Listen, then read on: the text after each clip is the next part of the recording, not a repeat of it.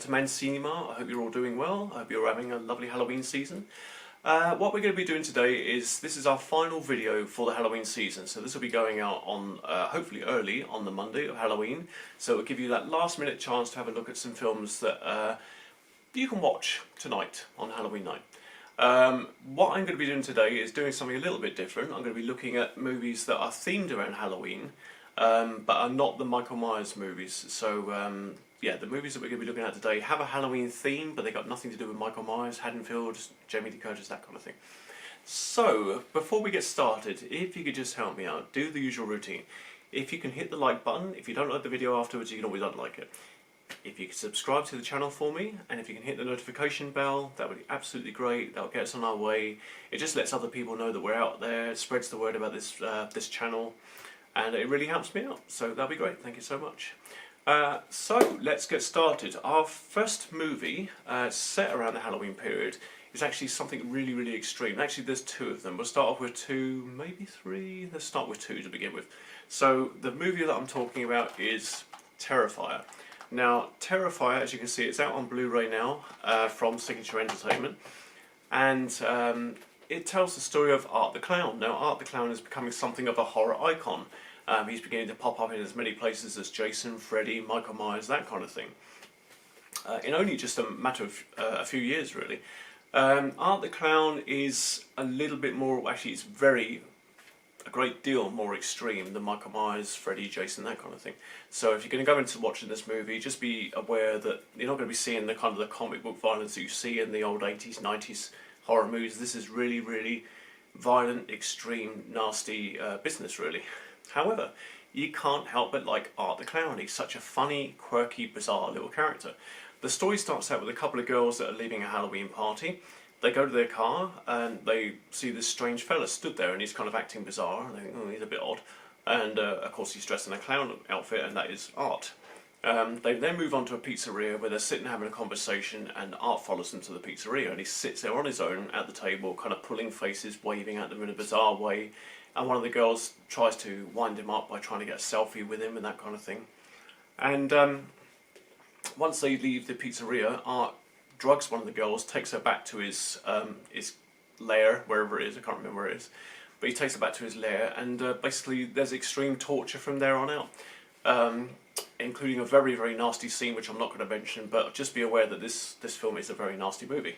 That said, it's an entertaining movie, it's a low-budget movie, and you know, like I say, Art's becoming a bit of an icon. So if you want to check out a nastier side of Halloween, I would check out Terrifier.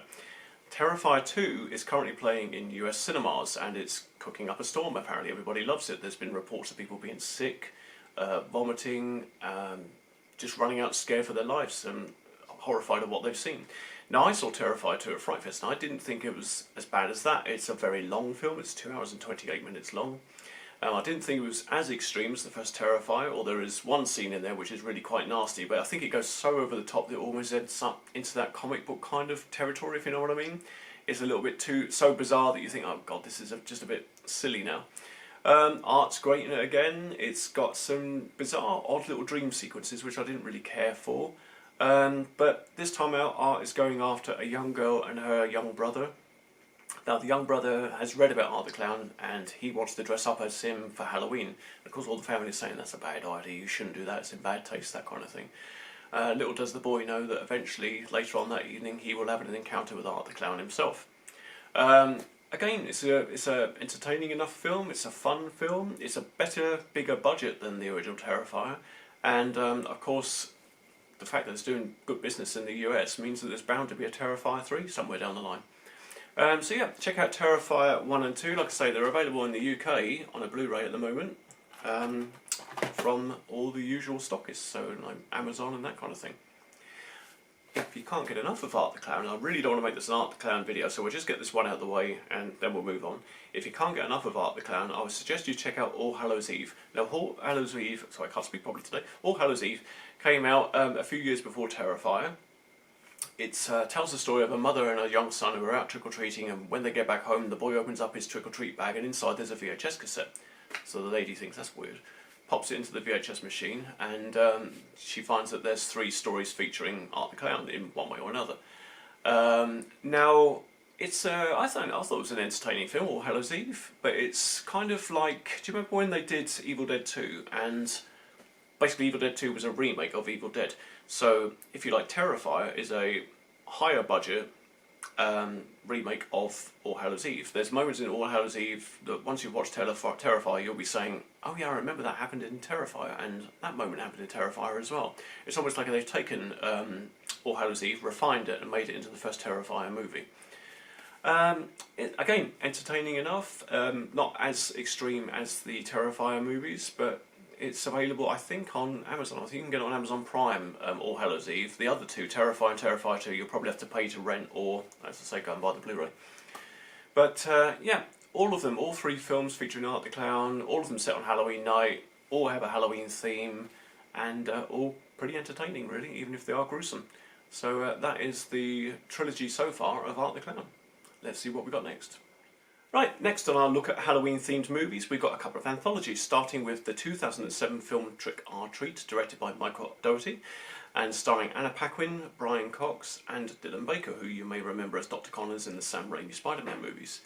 Now, Trick or Treat is a series of, I think, about 5 or 6 stories that interweave with one another. So you'll see a character in one story who might be walking along the street in the next one, and they may play a pivotal point in the story later on in the 5 movies. So they kind of do interweave with one another.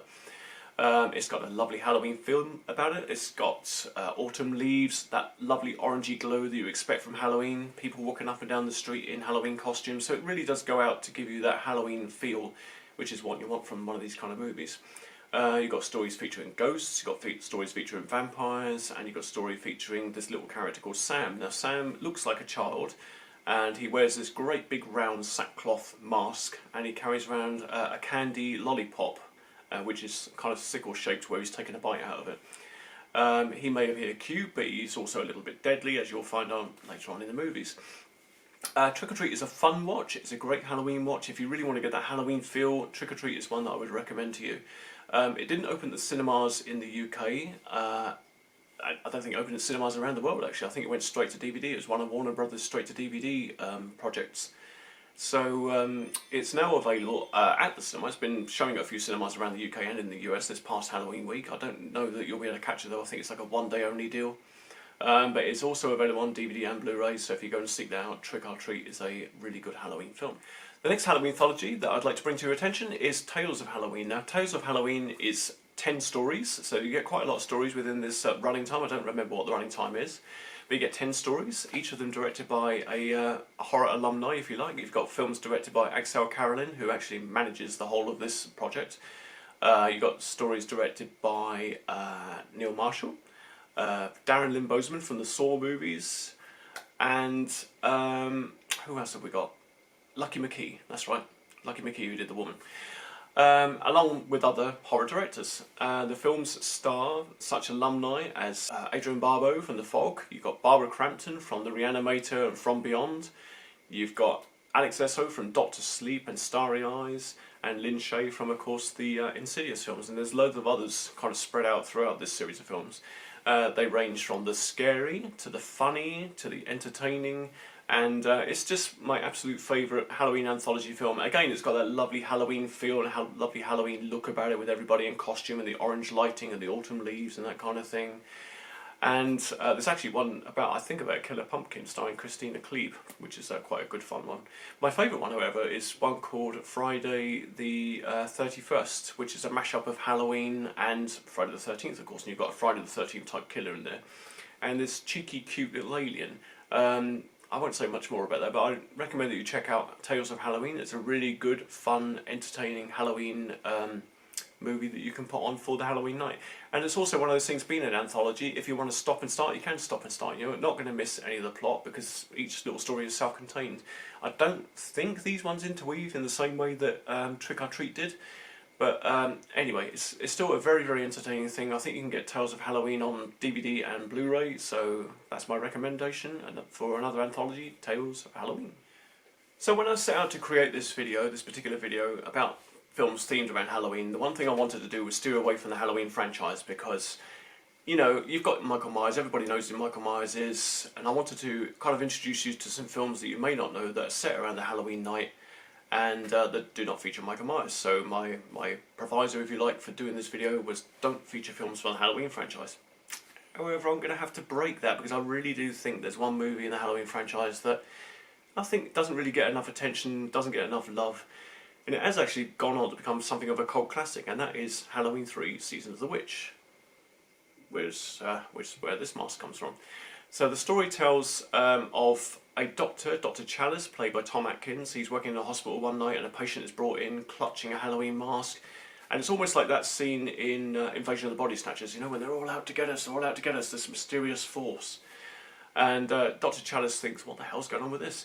And he's introduced to this victim's daughter, and between them they decide to try and find out what happened to her father. Her father actually owned a costume shop, a joke shop if you like, and he bought a load of these masks in from a factory called Silver Shamrock, which is in Santa Mira.